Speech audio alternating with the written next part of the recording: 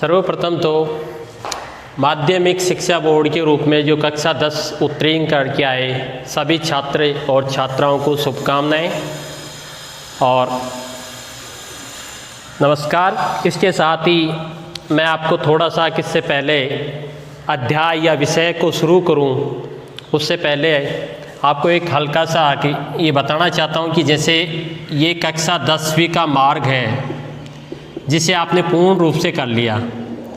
अब यहाँ पे आपने जैसे ही उत्तीर्ण किया एक चौराहा आ गया, इसके तीन तरफ इसके अलावा 3 मार्ग हैं। अब आपको लगता है कि मुझे किस मार्ग में जाना है, ये आपके सामने एक विषय चुनाव के रूप में संकट है।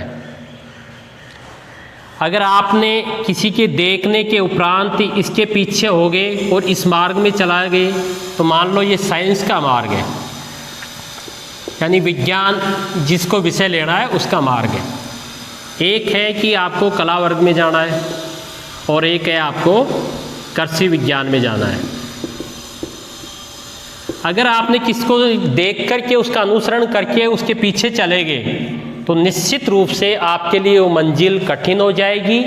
अतः ये उसी चौराहे की भांति है जहाँ पे कुछ समय ठहर कर आपको एक सही मार्ग, सही रास्ते और सही विषय का चुनाव करना है। इसी विषय के चुनाव को लेकर के आप किसी को देखने और विषय का चुनाव करने से पूर्व 3 बातों का ध्यान रखिए।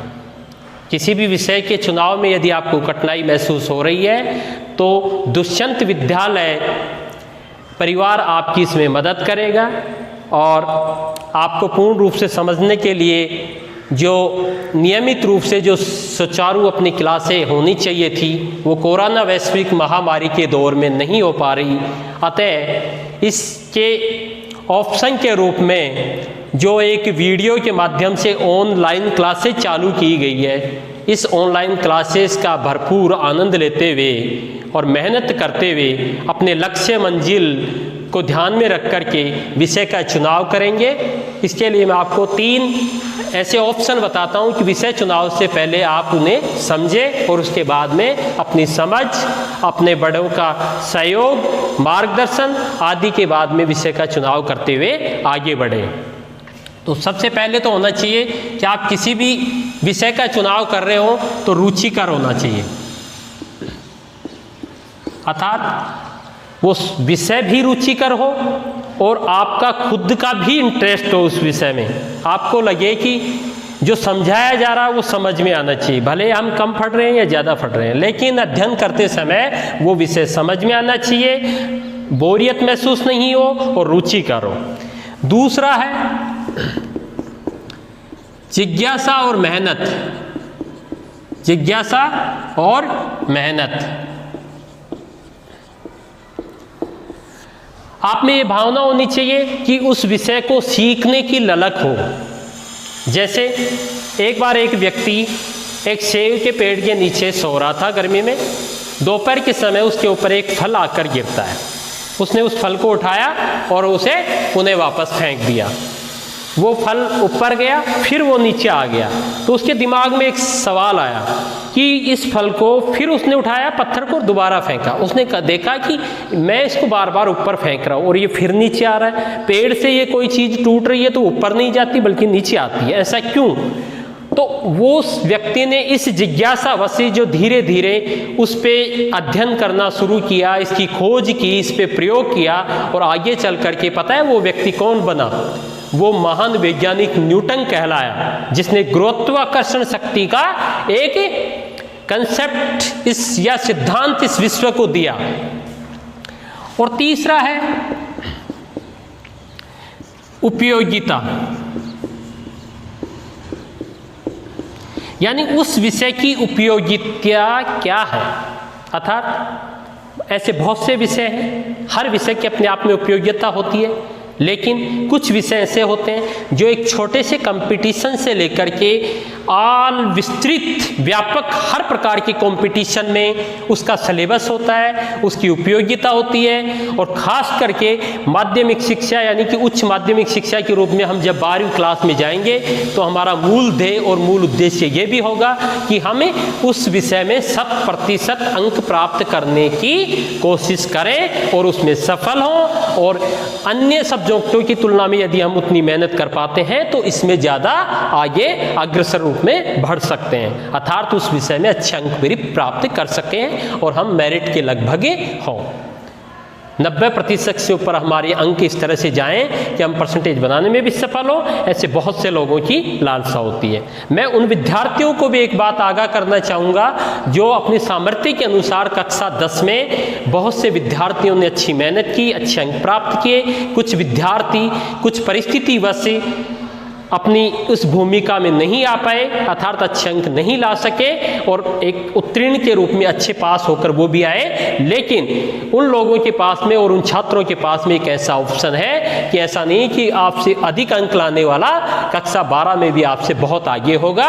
यदि आप मेहनत करेंगे, सही विषय का चुनाव करेंगे तो आप कक्षा 12 में उन विद्यार्थियों से भी आगे की लाइन में कतार में खड़े हो सकते हैं। इस बात को ध्यान करके और इन 3 बातों को ध्यान में रखते हुए विषय का चुनाव करें। और इस विषय में इस तरह की जो विषय की खूबियां होती हैं उसमें मुख्य रूप से 3 विषय की या तीनों बातें जो मैं आपको स्वयं जो विषय अध्ययन करवाऊंगा उस विषय में ये सारी चीज़ें पाई जाती हैं। और उस विषय का नाम है इतिहास।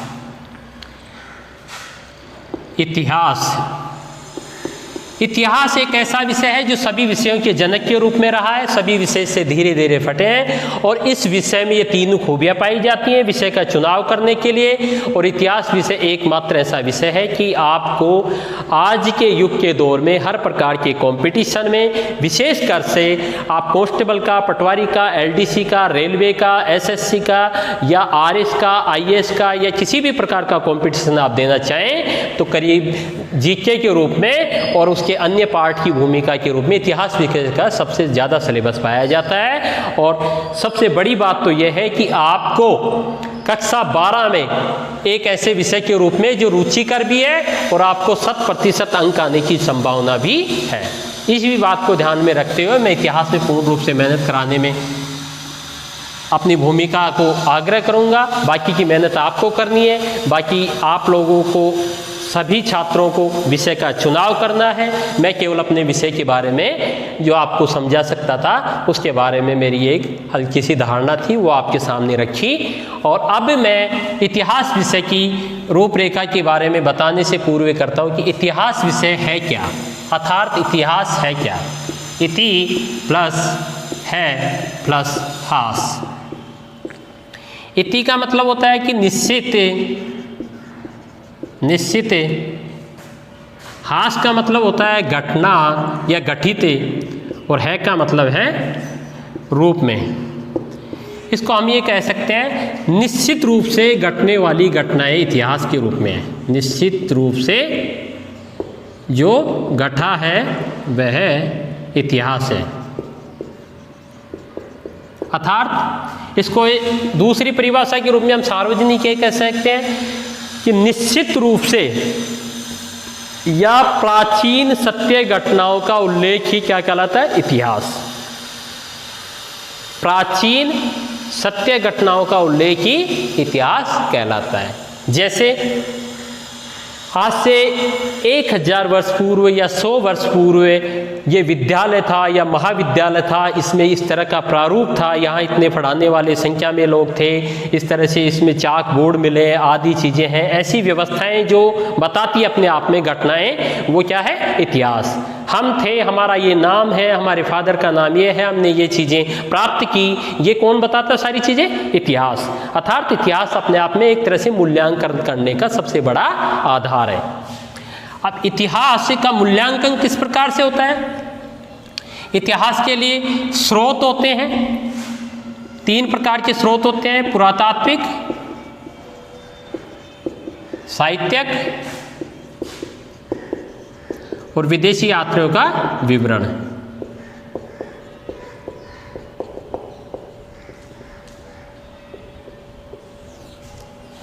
ये 3 प्रकार के इतिहास ऐसे हैं जो हमें इतिहास की जानकारी देते हैं। इन स्रोतों से हमें पता चलता है। पुरातात्विक का मतलब होता है जैसे आपके भवन, स्तंभ, मोहर, मुद्राओं के रूप में, या आपके मृद बांड जो अवशेष मिलते हैं, अर्थात इसको ये कह सकते हैं कि पृथ्वी के अंदर या जमीन के अंदर जो खुदाई करके जो प्राचीन कालीन जो अवशेष मिलते हैं, और उन पुरातात्विक यानी प्राचीन तात्विक यानी तत्व, और इक्वानी अवशेष यानी प्राचीन तत्वों के अवशेष के आधार पर जिस चीज़ का अध्ययन किया जाता है वो पुरातात्विक। साहित्य के जो हमें जो भी पुस्तकें, ग्रंथ या अन्य प्रकार की चीज़ें मिलती हैं लिखित रूप में, वो साहित्यिक, और बाहर से आए हुए लोगों के विवरण से हमें विदेशी यात्रियों का विवरण। इसी संदर्भ में हम सबसे पहले आज कक्षा 11 का जो एनसीईआरटी का आपका नया सिलेबस इस बार से प्रारंभ हुआ है, उसके बारे में सबसे पहले हम ये देख लेते हैं कि कक्षा 11 के सिलेबस में क्या चीज़ें हैं। कक्षा 11 के विषय इतिहास में कुल 11 अध्याय हैं। कितने अध्याय हैं? 11। और 11 अध्यायों को हमने कितने भागों में बांटा? इसको 4 इकाइयों में। प्रथम इकाई, जो प्रथम इकाई है या फर्स्ट इकाई है, उसमें 2 लेसन है। एक है और सबसे पहले मैं ये बताना चाहूँगा कि कक्षा 11 में जो इतिहास विषय की पुस्तक चलेगी वो है विश्व के इतिहास। विश्व का इतिहास यानी पूरे संसार में जो घटनाएं घटित हुई उसकी प्रमुख रूप से जो चीज़ें थी वो विश्व के इतिहास के रूप में कक्षा 11 में चालू की गई है, और कक्षा 12 में चलेगा जो भारत का इतिहास। तो इकाई फर्स्ट में जो 2 अध्याय, इसमें एक है समय का प्रारंभ, समय का प्रारंभ, और दूसरा है लेखन शैली तथा शहरी जीवन। शहरी जीवन। तो इकाई 1 में 2 अध्याय, समय का प्रारंभ कब से हुआ और किस प्रकार से घटित हुई, ये पृथ्वी कैसे थी, इस पे कौन से जीव पहले आए, फिर मानव कैसे आया, मानव की क्या गतिविधियां रही, आज के वर्तमान मानव तक वो कैसे पहुंच पाया, ये सारी चीज़ें समय के प्रारंभ अध्याय में। दूसरा आपका लेखन शैली और शहरी जीवन था। इकाई जो 2 है इसमें मुख्य रूप से 3 अध्याय, वो है साम्राज्य से संबंधित। साम्राज्य, जिसमें साम्राज्य में है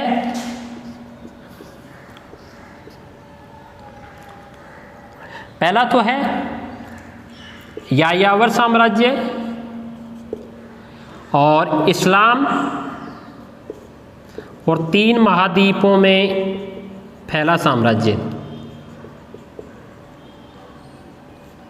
यानी इकाई 2 में 3 अध्याय होंगे साम्राज्य से संबंधित। एक यायावर साम्राज्य था, एक इस्लाम साम्राज्य, और एक 3 महाद्वीपों में फैला हुआ है कौन सा साम्राज्य था। ये 3 थे। इकाई जो आपकी 3rd है ये संस्कृति से संबंधित है। संस्कृतियों से इसके अध्याय भी 3 है। पहला है 3 वर्गों में समाज,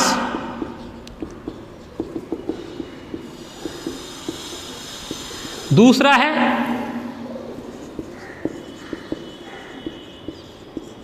संस्कृतियों की महत्ता,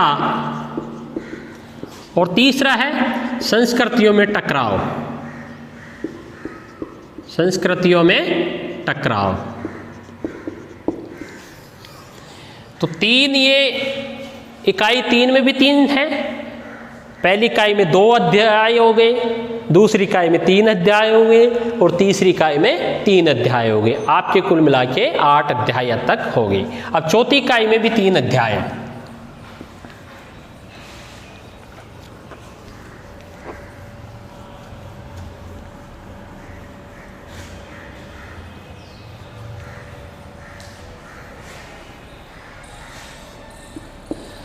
चौथी इकाई आपकी है वो है आधुनिकीकरण से संबंधित।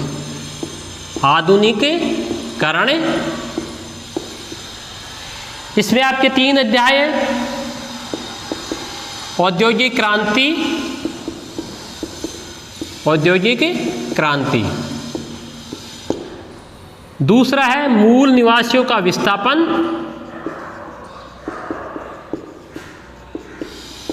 का विस्थापन। और तीसरा जो मूल रूप से आधुनिकीकरण है वो आधुनिकीकरण के रास्ते, आधुनिकीकरण के रास्ते।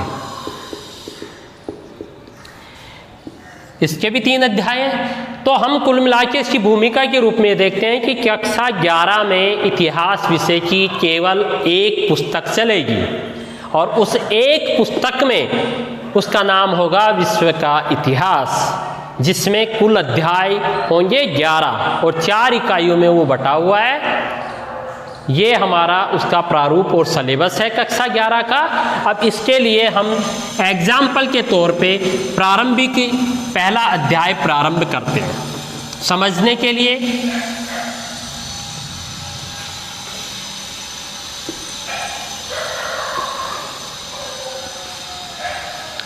पहला जो हमारा अध्याय है इकाई फर्स्ट का, वो है समय का प्रारंभ। समय का प्रारंभ।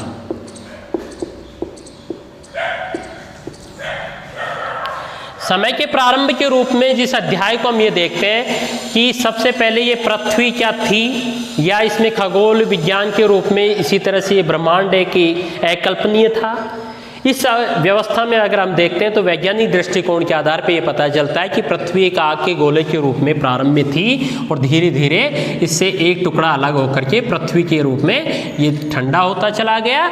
और ये जो ठंडा हुआ टुकड़ा गर्म की स्थान पर, इसमें लगभग 56 लाख वर्ष पूर्व, 56 लाख वर्ष पूर्व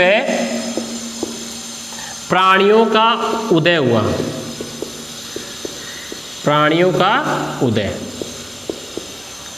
अर्थात इस पृथ्वी पे जो भी जीव जंतु, प्राणी, घास या अन्य प्रकार के जो जीव जंतु थे, उनका उदय सबसे पहले कब हुआ? 56 लाख वर्ष पूर्व। इस 56 लाख वर्ष पूर्व के बाद में हम देखते हैं कि 1,60,000 वर्ष पूर्व सर्वप्रथम मानव का उदय हुआ।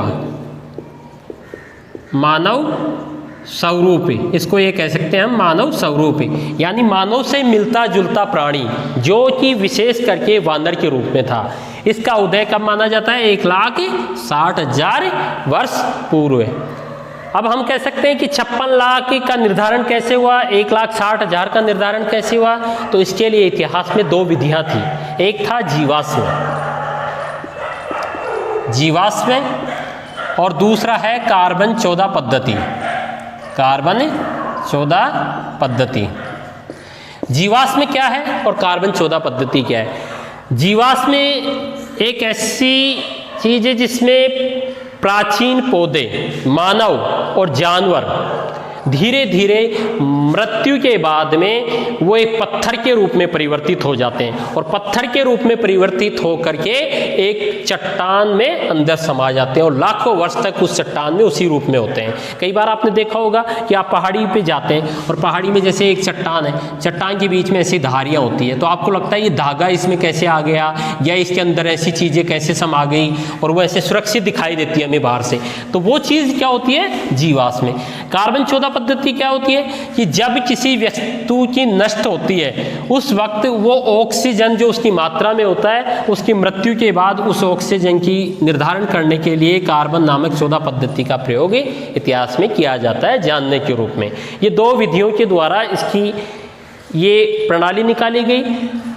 अब मानव का स्वरूप 1,60,000 वर्ष पूर्व है। इसके बाद में 3.5 लाख या इसको हम कह सकते हैं 6 लाख वर्ष पूर्व से 2.45 लाख वर्ष पूर्व मानव का जो पूरी तरह से जो ढांचा है वर्तमान में उससे मिलता जुलता स्वभाव जो इसका रूप था वो इस काल में आया। ये चीज़ें निर्धारण करने के बाद में हम सबसे पहले देखेंगे कि मानव का रूप क्या था प्रारंभ में। प्रारंभ में इस पृथ्वी पर सबसे पहले कौन से जीव जंतु आए, किस प्रकार से उन्होंने मानव के रूप में वो परिवर्तित हुआ, और वर्तमान जो मानव है बुद्धिजीवी, सोचने समझने की शक्ति थी उसकी, वो यहाँ तक कैसे पहुँचा, इसके बारे में हल्की सी की भूमिका पर चर्चा करते हैं। आज का विषय जो प्रारंभिक समय का प्रारंभ है उसकी रूपरेखा का ये प्रारूप पहला है, जिसमें सबसे पहले आप देखेंगे कि मानव वर्तमान में कैसे आया है, अर्थात वर्तमान जो हमारी सोचने समझने के रूप में ये जो ढांचा है वो कैसे पहुँचा। इसके लिए सबसे पहले ये देखते हैं कि जलचर, इस पृथ्वी पर सबसे पहले आने वाले प्राणी जीव जंतु थे जलचर, जो पानी में उत्पन्न हुए। ये जैसे तालाब है एग्जाम्पल के रूप में, यहाँ पे कुछ घास या जीव जंतु इसमें उत्पन्न हो गए। दूसरा था रैंकर चलने वाले, रैंकर चलने वाले, अर्थात इस तालाब से बाहर निकलने लग गए ये और धीरे धीरे इस पृथ्वी पर रैंकर चलने लग गए। तीसरा था नभचर, नभचर। अब यहाँ पे फाड़ी आ गई और इसमें चट्टान आने के बाद में ये धीरे धीरे यहाँ से गिरने लग गए, कुछ समय हवा में रहने लग गए। इस तरह से तीसरे का किसका हो गया, नभचर, प्राणियों का उदय हो गया।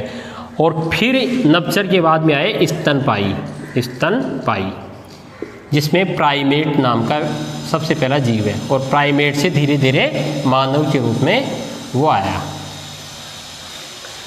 मानव का अध्ययन करते हैं तो मानव का क्या रूप रहे, पहले मानव 4 रूप से परिवर्तित हुआ। कितने रूप से परिवर्तित हुआ, 4 रूप से। पहला होमोनाइड, होमोनेड और होमोनाइड,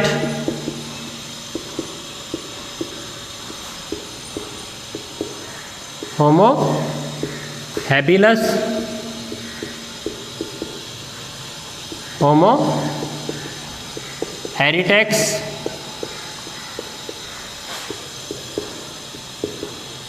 होमो सैम्पियंस। होमोनाइड का मतलब ये था कि जिसकी खोपड़ी बड़ी थी, जिसके नुकीले दांत थे, जिसके शरीर पर रींछ की तरह बाल थे और 4 पैरों पे चलता था, ठीक है, वो होमोनाइड था, यानी वानर के रूप में। और इसकी उत्पत्ति हुई ऑस्ट्रेलोपिथेकस, ऑस्ट्रेलोपिथेकस, जिसका अर्थ है ऑस्ट्रल यानी दक्षिणी, और फिथिक्स का मतलब है वानर, यानी दक्षिणी वानर। इसको कह सकते हैं वानर के रूप में उसकी उत्पत्ति हुई। दूसरा था होमोनाइड, ये इसकी तुलना में इसकी जो खोपड़ी थी वो कम थी और इसके रींछ के बाल भी कम थे, नुकीले दांत थे, जबड़ा इसका भारी था, होमोनाइड का। होमो हैबिलिस का मतलब था कि इसमें जो वानर था उसके आगे के पैर थे वो लच्छी के हो गए, इसलिए वो धीरे धीरे पत्थर को उठाने लग गया और उसने औजार बनाने सीख लिए। तो इसका मतलब था औजार बनाने वाले, औजार बनाने वाले। होमो इरेक्टस का मतलब था कि धीरे धीरे वो चलते चलते 2 पैरों पे सीधा खड़ा हो गया, यानी 4 पैरों पे चलते थे ये दोनों वानर, जो बंदर थे वो 4 पैरों पे चलते थे और ये सीधा खड़ा होने लग गया यहाँ से। तो सीधे खड़े होकर चलने वाले को कहा गया होमो इरेक्टस। होमो सैम्पियंस का मतलब था उसने पत्थर फेंका, आग निकली, इसको घुमाने से पहिए का आविष्कार हुआ, इसको करने से ऐसा होगा।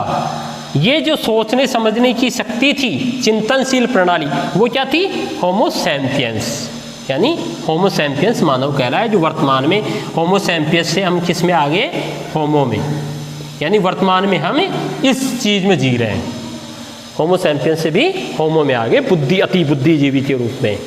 यहाँ तक क्लियर हो गया आपको, यानी मानव का प्रारूप किस प्रकार से बदला। अब इसके बाद में हम थोड़ा सा ये देखते हैं कि मानव की उत्पत्ति कहाँ हुई, क्या ये एक ही स्थान से थे या अलग अलग स्थानों से हुए, या फिर बाहर से आए थे, या ब्रह्मांड में एक नई कल्पना थी, किस प्रकार से इसका मानव का दृष्टिकोण था। तो इसके लिए जब हम देखते हैं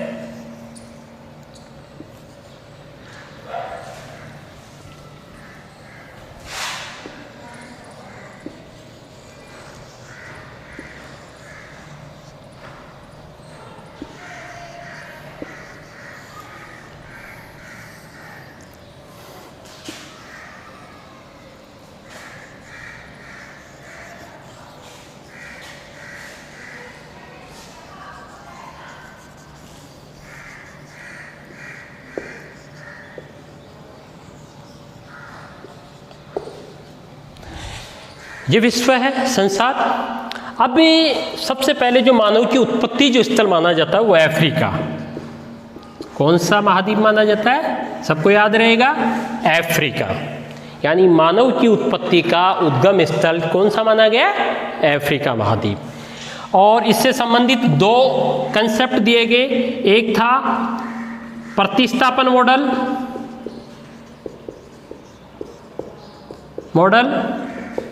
और दूसरा क्षेत्रीय निरंतरता मॉडल। क्षेत्रीय निरंतरता मॉडल। प्रतिस्थापन का मतलब तो ये था कि मानव की उत्पत्ति थी वो एक स्थान से हुई, वो भी कहाँ से हुई, अफ्रीका से। यानी प्रतिस्थापन मॉडल अफ्रीका को मानता है कि मानव का एक ही उद्गम स्थल था, अफ्रीका महाद्वीप, और वहाँ से मानव उत्पन्न होने के बाद में विश्व के अनेक देशों में चला गया और धीरे धीरे वहाँ की परिस्थिति, वहाँ की भौगोलिक आदि के अनुसार उसमें मानव के शरीर में चेंज हो गए। क्षेत्रीय निरंतरता का मतलब ये था, ये कहता है कि जैसे यूरोप में अलग मानव पैदा हुए, एशिया में अलग हुए और ऑस्ट्रेलिया में अलग हुए और अमेरिका में अलग। तो कुल मिला के इसका कहने का मतलब था कि सब जगह मानव अलग अलग रूप में पैदा हुए और अलग अलग में उत्पन्न होने के बाद में उनकी रंग रूप, बनावट, उनका बोलचाल, उनकी कल्चर, सब चीज़ें इसीलिए धीरे धीरे अलग होगी। तो ये दो सिद्धांत हैं, प्रतिस्थापन और क्षेत्रीय निरंतरता मॉडल। तो इसलिए बाकी का हम नेक्स्ट वीडियो में इसकी चर्चा करेंगे और विषय का सही चुनाव करें, इसके लिए शुभकामनाएं। अगर किसी को किसी प्रकार की दिक्कत है तो वो उस चीज़ में 2-3 बार वीडियो देख करके सभी का सही विषय का चुनाव करें। मैं फिर यही कहूँगा कि अपने भविष्य को आधार में रखते हुए ही विषय का चुनाव करें।